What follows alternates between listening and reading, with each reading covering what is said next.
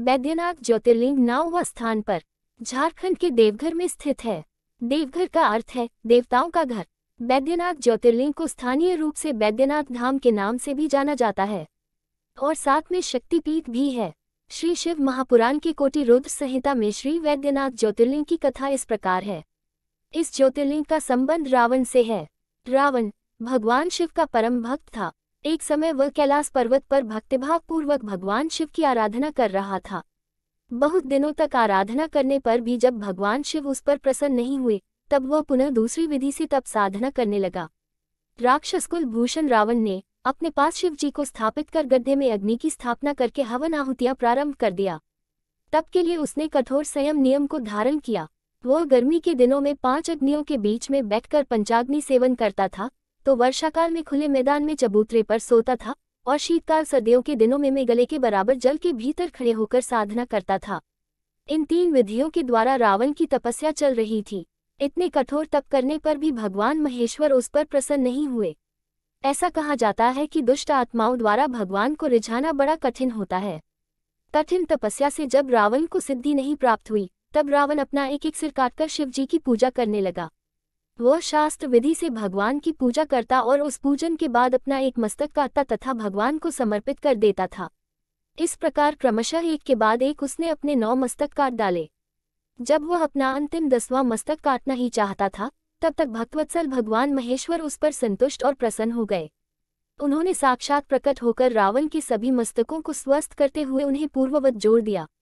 भगवान ने राक्षसराज रावण को उसकी इच्छा के अनुसार वरदान मांगने को कहा। भगवान शिव का कृपा पाकर नतमस्तक होकर विनम्र भाव से उसने हाथ जोड़कर कहा, देवेश्वर, मेरे पास सोने की लंका है, तीनों लोकों में शासन करने में सक्षम हूँ। आप मुझ पर प्रसन्न हैं तो मैं आपकी कामना लिंग को लंका ले जाने के लिए आपकी शरण में आया हूँ। आप मेरा मनोरथ सिद्ध कीजिए। इस प्रकार रावण के कथन को सुनकर भगवान शंकर असमंजस की स्थिति में पड़ गए। उन्होंने उपस्थित धर्म संकट को टालने के लिए अनमने होकर कहा, राक्षसराज, तुम मेरे इस उत्तम लिंग को भक्तिभाव पूर्वक अपनी राजधानी में ले जाओ, किंतु ये ध्यान रखना रास्ते में तुम इसे यदि पृथ्वी पर रखोगे तो यह वहीं अचल हो जाएगा, उसे नहीं उठा पाओगे। अब तुम्हारी जैसी इच्छा हो वैसा करो। रावण ने शर्त मान ली। भगवान शिव द्वारा ऐसा कहने पर बहुत अच्छा, ऐसा कहता हुआ राक्षसराज रावण उस शिवलिंग को साथ लेकर अपनी राजधानी लंका की ओर चल दिया। शिव जी की इस बात को सुनकर सभी देवी देवता चिंतित हो गए। सभी इस समस्या को दूर करने के लिए भगवान विष्णु के पास पहुंच गए।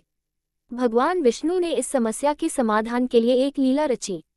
उन्होंने वरुण देव को आचमन करने रावण के पेट में जाने का आदेश दिया। इस वजह से रावण को देवघर के पास लघु शंका लग गई।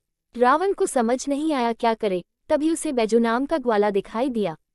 रावण ने बैजू को शिवलिंग पकड़ाकर लघु शंका करने चला गया। वरुण देव की वजह से रावण घंटों तक लघु शंका करता रहा।